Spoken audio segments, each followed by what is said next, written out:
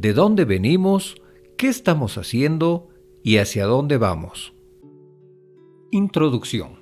Primero, lo obvio, lo cual a veces no lo es tanto.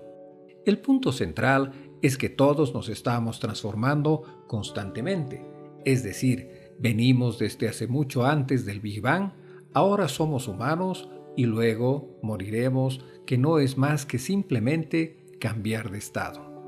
Es decir, nuestras moléculas y átomos se reorganizarán primero en nuevos elementos sin vida, para luego ser comidos o absorbidos por bacterias y otros organismos, por lo que partes de nuestro cuerpo actual pasarán a ser parte de otros organismos, comenzando por los más simples y luego siguiendo la cadena alimenticia hasta los más complejos, como plantas y animales. Y otras partes o componentes se descompondrán en sustancias simples como minerales y partículas de energía u otros elementos, muchos de los cuales aún son desconocidos. Algunos permanecerán en la Tierra por algún tiempo, millones de años en muchos casos, para luego comenzar nuevamente su viaje por el universo o posiblemente por el multiuniverso. Esto es lo obvio y lo que posiblemente cualquiera puede ver. Sin embargo, ¿qué hay más allá de esto? Sin caer en sueños o en explicaciones que más respondan a nuestra imaginación, miedo y anhelos que a la realidad. El alma. Posiblemente, cuando hablamos de alma, nos estamos refiriendo a nuestra personalidad o a nuestra esencia. El problema de esta concepción es que nosotros no somos estáticos, debido a que a lo largo de nuestra vida vamos cambiando gradualmente. Como decía Neruda, nosotros los de entonces ya no somos los mismos. Nuestras experiencias y el desarrollo de nuestro cuerpo e incluso el cambio constante de nuestro medio ambiente nos van moldeando. Por ejemplo, el cerebro de un bebé tiene un crecimiento físico y observable mucho mayor que el de un adulto. Un adolescente sufre cambios profundos, tanto en la química como en las conexiones internas de su cerebro, de una forma que no se volverá a repetir en toda nuestra vida.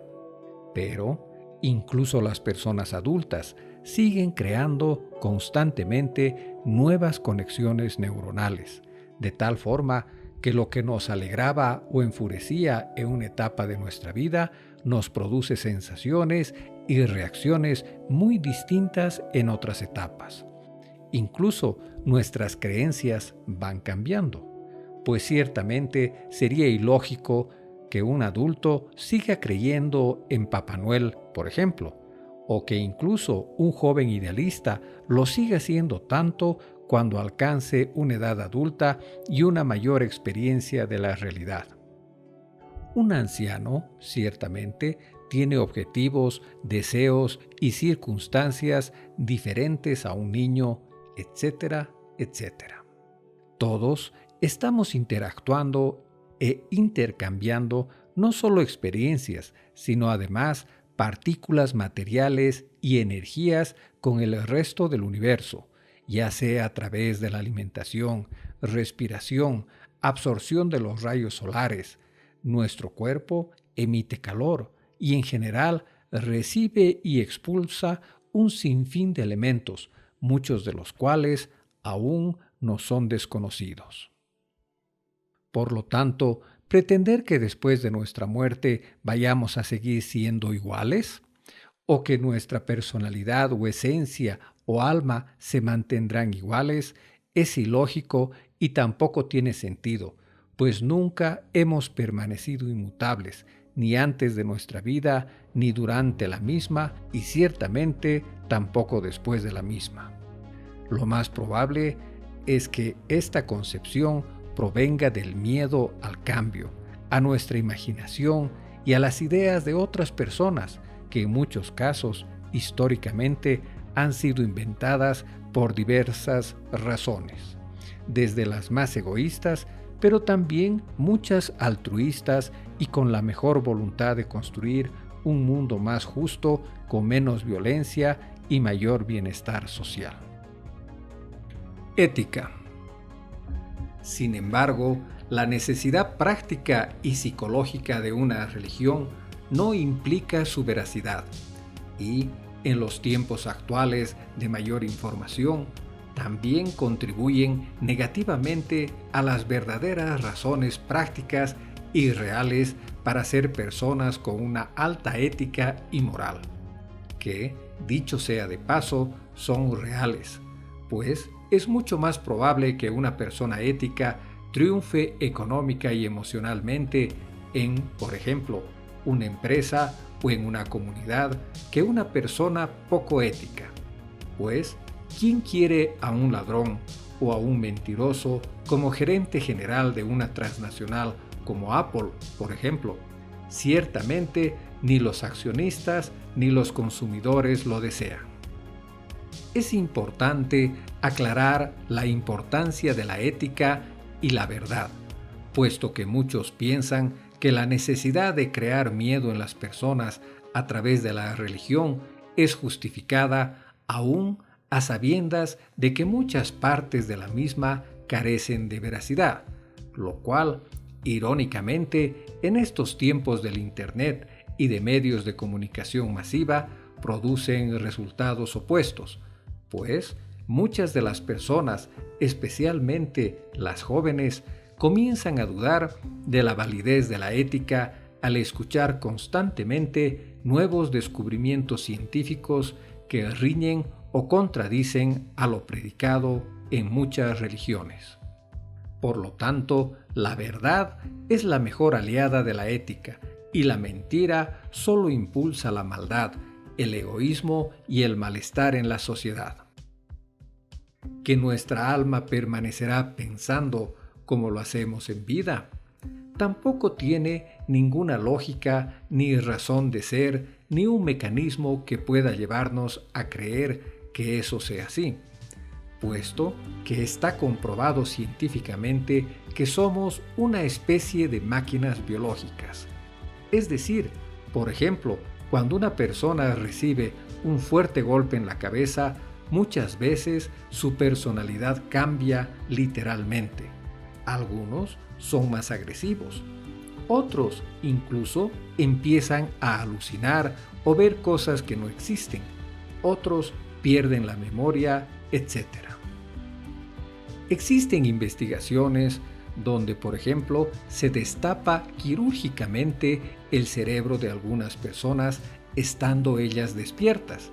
Luego, les pasan pequeños voltajes de electricidad en diferentes partes del cerebro, lo que ocasiona que muevan diferentes partes del cuerpo e incluso que tomen decisiones inducidas pensando que fueron hechas con nuestro libre albedrío, cuando en realidad simplemente fueron decisiones tomadas debido a impulsos eléctricos aplicados a nuestro cerebro en un laboratorio, prácticamente como si fuéramos marionetas o robots biológicos.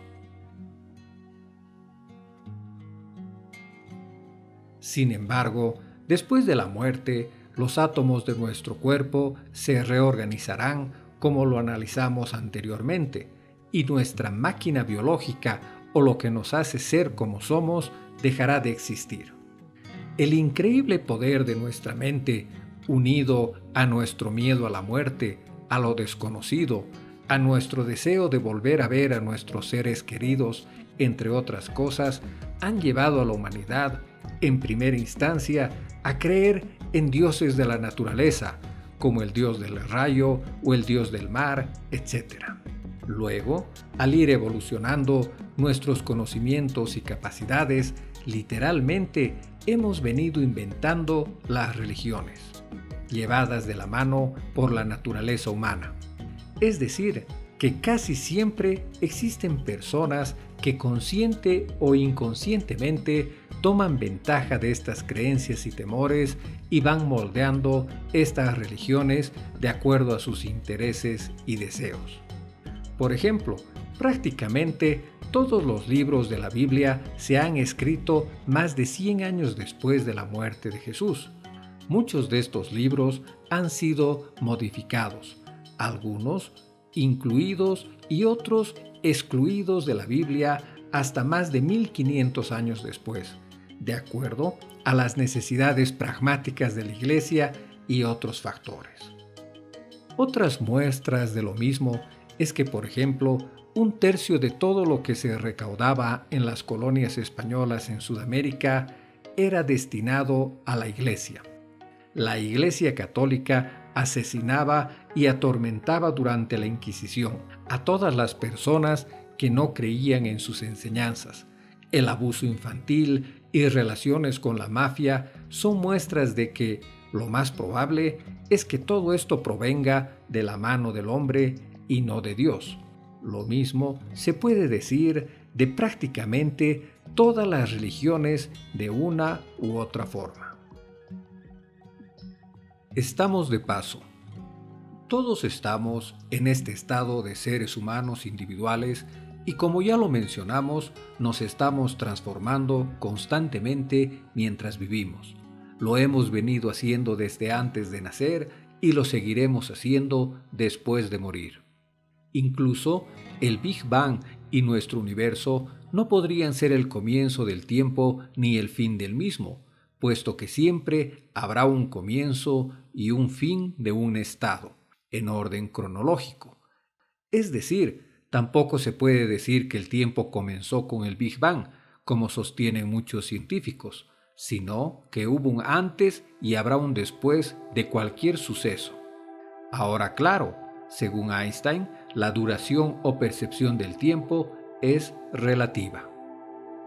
De alguna forma se podría decir, primero hubo el Big Bang, luego se fueron formando las estrellas, luego los planetas, después se irán apagando y desintegrando y recombinando, luego se enfriarán, posiblemente por completo, y a continuación, casi con toda seguridad, se irán recombinando con el resto de los multiuniversos, sin que de esa forma se pueda decir que existe un comienzo o un final, sino simplemente diferentes estados en diferentes momentos, que, sin embargo, no son ni caóticos ni ilógicos, y en cierto grado tampoco incomprensibles. Es más, son matemáticamente perfectos. Dios.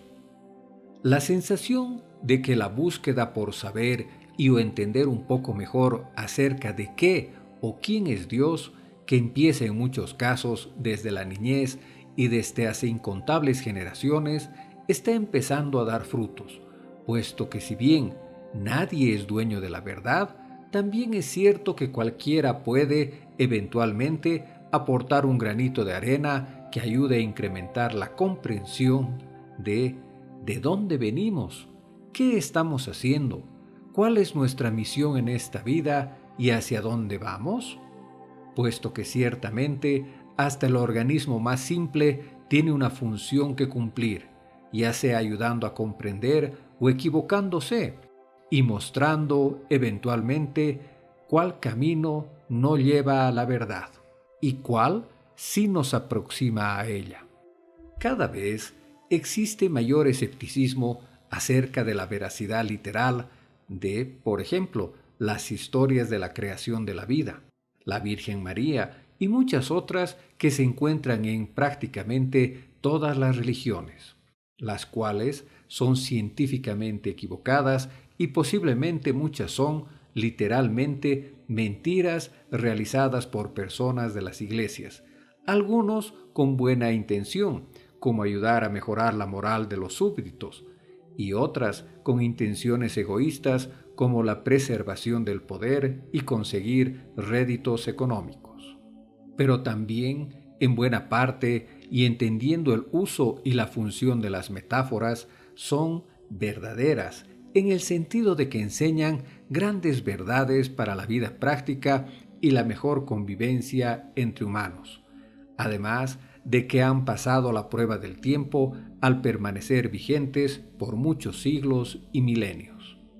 Pero, en el sentido literal, como cuando se relata que se abrió el Mar Rojo, o incluso cuando se dice que Jesús resucitó e hizo lo mismo con Lázaro, casi con toda seguridad científica no fue así, a menos, claro, que hubiera una explicación como alguna falsa declaración de muerte o catalepsia o algo que explicara racionalmente lo acontecido. La búsqueda de la verdad con honestidad no debería ser motivo de discordia, puesto que todos, de una u otra forma, la estamos buscando, y existen casi tantas opiniones como seres humanos, por lo que nadie debería sentirse dueño de la verdad, ni enojarse al ver a otras personas buscándola. Cuando hablamos de científicamente, a lo que nos referimos es a la búsqueda universal de la verdad, y no necesariamente de acuerdo a nuestros conocimientos actuales, pues muchos de ellos con seguridad están equivocados, puesto que lo que las personas creían verdades irrefutables hace 1000 o 2000 años, ahora se sabe o se cree que muchos de esos conocimientos eran no solo equivocados, sino hasta ridículos a la luz de los nuevos conocimientos. Y, seguramente, dentro de 500 o 1000 años, si la humanidad sobrevive y sigue su rumbo de progreso, pensarán lo mismo de muchos de nuestros supuestos conocimientos actuales. Sin embargo, no de todos, pues ciertamente el conocimiento científico se está incrementando con el paso del tiempo. Conclusión.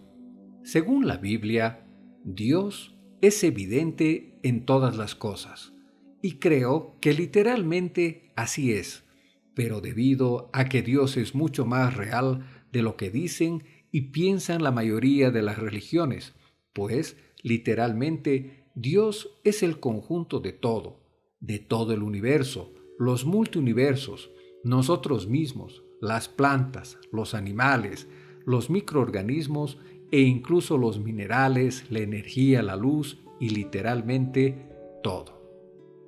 Y, por supuesto, que actúa e interactúa con nosotros y con todo lo demás, de una forma mucho más real de lo que se pudiera imaginar. Es decir, posiblemente sí escucha y algunas veces, o tal vez todas, atienda nuestros rezos de alguna forma, por ejemplo, pero no de una forma en el sentido tradicional, es decir, como un ser viejito con forma de hombre que nos está escuchando. Tal vez metafóricamente sí, sino de una forma científicamente real. Es decir, es como decía Einstein, las matemáticas son el lenguaje de Dios. Por ejemplo, al rezar, ciertamente sí le estamos hablando a nuestro consciente, a nuestro subconsciente, y también estamos emitiendo señales eléctricas y otras que aún no comprendemos.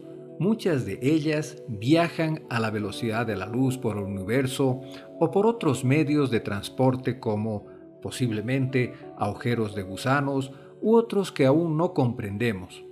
Y, ciertamente, en muchos casos, también logran comunicarse con otros seres lejanos o cercanos, vivos o materiales, que de diferentes formas, especialmente a nivel cuántico, vibran en consonancia con lo propuesto por la teoría de las cuerdas. Es decir, a través de estos y otros mecanismos reales e incluso eventualmente científicamente comprensibles, el universo o Dios no solo se comunica entre sus partes y como un todo, sino también piensa de alguna forma y en algunos aspectos, tal vez de forma similar al ser humano, pero claro, a una escala y complejidad muchísimo mayor. Llama mucho la atención, por ejemplo, la similitud visual que existe entre las neuronas del cerebro humano con las fotografías de la red cósmica que forman las galaxias, que cuando se ven en una misma imagen, miles de galaxias juntas muestran esa estructura tan característica y similar a los grupos de neuronas que forman nuestros pensamientos, conocimientos e incluso emociones. También tienen un voltaje e intercambio de energía, materia oscura y mucho más que aún no entendemos, y posiblemente la humanidad, como tal, nunca logre entenderlo completamente. Pero ciertamente nos estamos acercando cada vez más, en una pequeñísima escala a nivel universal, pero asombrosamente aventajada en comparación al resto de las especies de la Tierra, por lo menos en lo que entendemos y conocemos. Es por esto la gran importancia que tiene el preservar a la vida en general y a la humanidad en particular, pues la humanidad y la conciencia es un intento del universo de entenderse a sí mismo. Como decían grandes pensadores, por lo que sabemos, solo la humanidad, hasta la fecha, ha logrado tomar conciencia de su propia existencia y de comprender el universo como ninguna otra criatura conocida. Por lo que sabemos, le ha tomado al universo 1/3 de su existencia lograr crear la conciencia humana, es decir, la capacidad de pensar y darse cuenta de nuestra propia existencia. 1/3 debido a que se estima que el universo tiene una edad de 13.700 millones de años desde el Big Bang, y la Tierra tiene una edad aproximada de 4.600 millones de años, y la vida en la Tierra unos 3.500 millones de años. Es decir, crear un ser como el Homo sapiens no es algo que suceda de la noche a la mañana, y, por lo que sabemos, hasta ahora solo existe vida en la Tierra, y probablemente cuando descubramos vida inteligente en otros mundos, su porcentaje en relación al resto de los planetas del universo, con seguridad será un número pequeñísimo. Tal vez la especie humana no alcance a resolver práctica y científicamente este funcionamiento, pues apenas existimos hace unos 70.000 años como humanos modernos. ¿Qué tiene, en primer lugar, la capacidad de preguntarse a sí mismo de dónde venimos, qué estamos haciendo y hacia dónde vamos? Pero si no nos autodestruimos y logramos preservar a las otras especies de vida y, además, logramos sobrevivir a meteoritos y otras catástrofes naturales, etcétera, etcétera, este gran camino podrá continuar, no solo a través de la existencia de nuestra especie, sino también a través de las futuras especies que vendrán si no cortamos la cadena evolutiva a través de lo que muchas veces no solo parece probable, sino inevitable. ¿Dónde están los extraterrestres inteligentes? La respuesta podría ser que o no existen, o no son muchos, o son muy diferentes para poderlos ver o para que quieran dejarse ver, o que las distancias en el universo son un obstáculo tan grande que no permite la expansión de la conciencia por el universo. O, posiblemente, siguiendo esta línea de pensamiento, parecería que la mayoría de la vida en el universo evoluciona hasta llegar a un nivel de autoconciencia como la humanidad y luego se autodestruye, posiblemente con el conocimiento de las armas nucleares o biológicas, o simplemente por eventos naturales. De cualquier forma, es por esto que no debemos subestimar el riesgo ni el valor de la vida en nuestro planeta y ni siquiera la nuestra como especie ni como individuos, pues el universo conocido, por lo que sabemos, ha empleado 1/3 de su existencia en crearnos a nosotros, incluso como individuos irreproducibles, pues nunca existió y por lo que sabemos tampoco volverá a existir otra persona exactamente igual a nosotros. Y si bien es probable que la vida esté evolucionando simultáneamente en otros planetas, el éxito de la supervivencia de la conciencia no está garantizado ni mucho menos. Tal vez, si lo logramos, seamos incluso los primeros, o entre los muy pocos que lo logren. Y solo estamos hablando de esta primera etapa, en la que aún somos animales muy primitivos, con mucho espacio para mejorar en todo sentido. Que, para la dimensión de la misión de la autocomprensión del universo, es muy, pero muy temprana de acuerdo al reloj cosmológico. Por lo tanto, la respuesta de ¿qué estamos haciendo y de cuál es nuestra misión? Posiblemente, básicamente, es sobrevivir, puesto que si no cortamos la cadena evolutiva, eventualmente no solo lograremos tener una larga vida llena de abundancia y prosperidad gracias al desarrollo increíble de la tecnología, sino que daremos pie a que la conciencia se expanda por los multiuniversos.